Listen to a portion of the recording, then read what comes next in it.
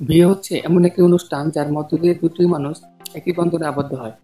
আর আমরা জানি মানুষ মানুষকেই বিয়ে করে, কিন্তু কিছু দেশে এমন আজব আজব বিয়ের নিয়ম রয়েছে যেগুলো দেখলে আপনি চমকে উঠবেন।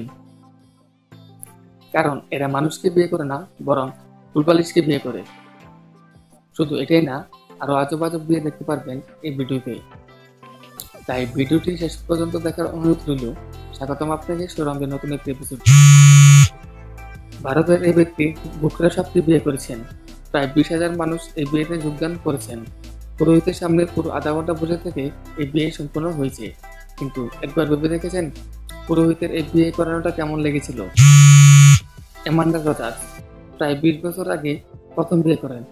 তারপর কয়েক মাসের মধ্যেই স্বামীর সঙ্গে সারাসারি হয়। এরপর 20টি বছর কাটিয়েছেন প্রিয় পোষা কুকুরের সঙ্গে। একজন উপযুক্ত জীবন সঙ্গীর সব গুণ পোষা প্রাণীর মাঝে খুঁজে পেয়ে শেষমেশ বিয়ে করেছেন কুকুরটিকে। ঘটনাটি ঘটেছে ব্রিটেনের দক্ষিণ লন্ডনে। আদর্শের বিয়ের আয়োজনের মতোই তিনিও বিয়েতে অনুষ্ঠানের আয়োজন করেন। তিনি করেন আলাদা করে বিয়ের পোশাক। বিয়ের অনুষ্ঠানে অ্যামান্ডা সেবাকে চুমু খান।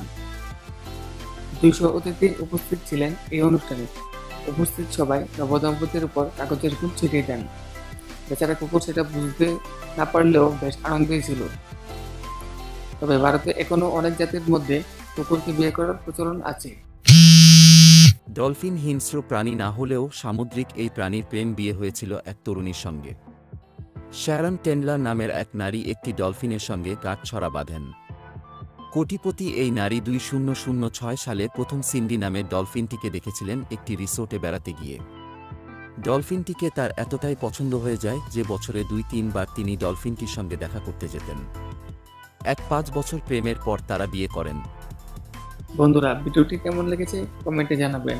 আর ভিডিওটি ভালো লাগলে আপনি শেয়ার করতে পারেন। আর আপনি যদি এমন রোমাঞ্চ, রহস্য, আনকমন এবং ইন্টারেস্টিং ভিডিও দেখতে পছন্দ করে থাকেন, তাহলে এই চ্যানেলটি এখনই সাবস্ক্রাইব করে ফেলুন।